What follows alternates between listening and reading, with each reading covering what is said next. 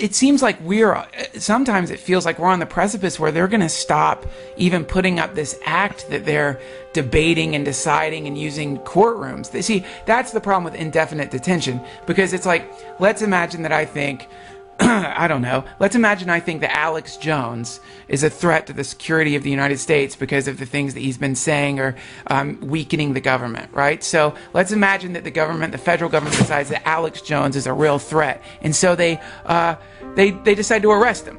They've got to put him on trial. They've got to prove that he's a real threat. Was he like manufacturing fucking explosives? Was he planning on doing something to a federal building? There would be a trial, and in the trial, they could use evidence to show if he was really a real threat. Play his tapes, show what he was up to. Now, the military can just arrest him. It's not even arrest, because they're not putting him on trial. They don't even have to tell anybody they've arrested him. Yeah, they just come and get you, and they put you away indefinitely because somebody thought you were a threat to the security of the United States. That chills me, dude. That is so fucked up. And if you think that that's just going to be used for, I don't know, whoever it is, these invisible people that I'm not even sure who they are, that are lurking in New York or wherever they're at, you're crazy. If you think that's going to happen, fucking turn on some Waco footage.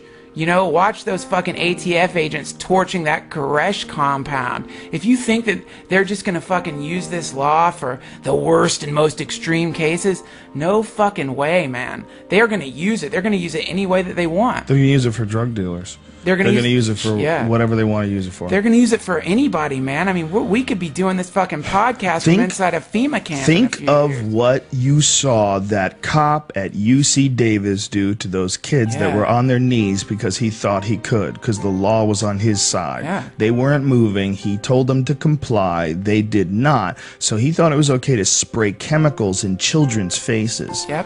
And that guy is representative of human nature.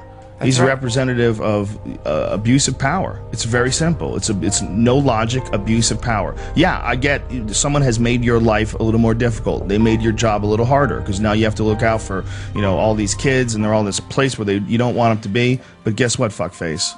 You're not allowed to spray them in the face with fucking chemicals. No. That's assault. You're assaulting kids, and you think you're allowed to do that because of something written on a piece of paper? Fuck you, stupid. Yeah. That's dumb. You think that's like morally reprehensible, just innately. It's in your mind, you know, that's a negative thing. In your mind, you know that a peaceful protest with students, with children who have this idealistic view of the world, and you're going to squash it while you're wearing a bulletproof vest and spray them in the face with fucking chemicals. Yeah, that's what they you're want. teaching them. Peaceful protest, which is supposedly guaranteed us.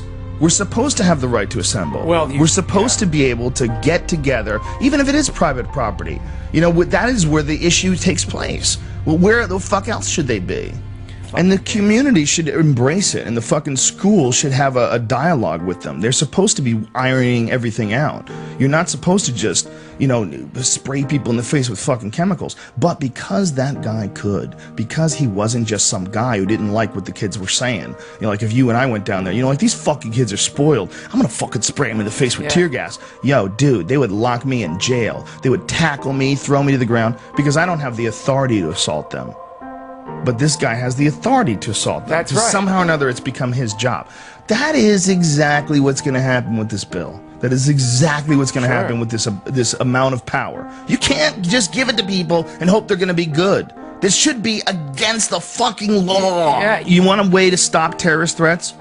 Let's get the fuck out of their countries. How about that? Great start. How about that? That's a good start. How about you stop occupying these fucking countries that don't really need us? We don't. They don't. No one needs us in Afghanistan. I want everybody's relatives come back fucking home. Yes. These people that are sending you over there are not looking out for your best interest. That's ridiculous. That's right. This is a time-old story, a timeless tale. It's been told back and forth. The last edition was Vietnam, but apparently nobody fucking learned from it.